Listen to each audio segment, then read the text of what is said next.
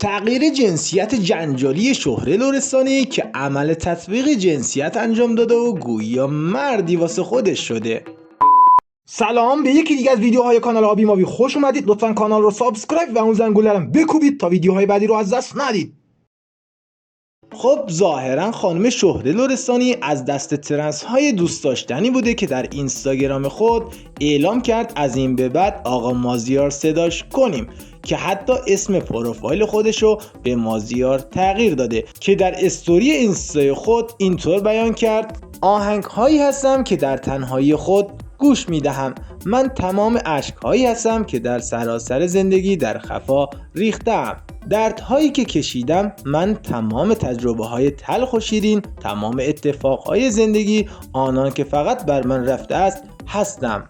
من تمام انتخاب هایم در تمام لحظات زیستم در این کره خاکم. این منی که عاقبت تکه های زخم خورده وجودش یک پارچه شد. حالا که تکه های وجود من تمام زندگیم شود، کنارم بمانید تا با هم پیر شویم.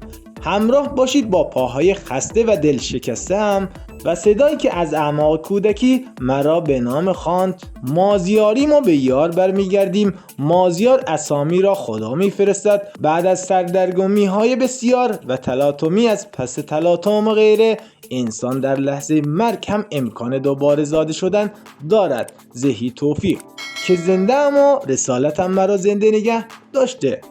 خب گویا شهره لرستانی یا همون آقا مازیار از دوران بازیگری ترنس بوده و کسی متوجه این موضوع نشده، اما به نقش هایی که بازی میکرد و دقت کنیم مشخص مرد بودن و زیادی میپسندیده. تبریک و تمجید دوستان و آشنایان خانم لرستانی هم در اینستاگرام شروع شد. قسمتی از این تبریک ها را با هم تماشا داریم میکنیم. خب رفقا و جون دلای کانال آبی ماوی، لطفا نظرتون رو راجع به تغییر جنسیت آقا یا خانم لرستانی رو کامنت کنید و اگه از این ویدیو هم خوشتون اومد یه لایک بذارید. با این یه دونه لایکتون به من کلی انرژی میدید برای ویدیوهای بهتر. تا ویدیوی بعد و برنامه بعد، بدرود.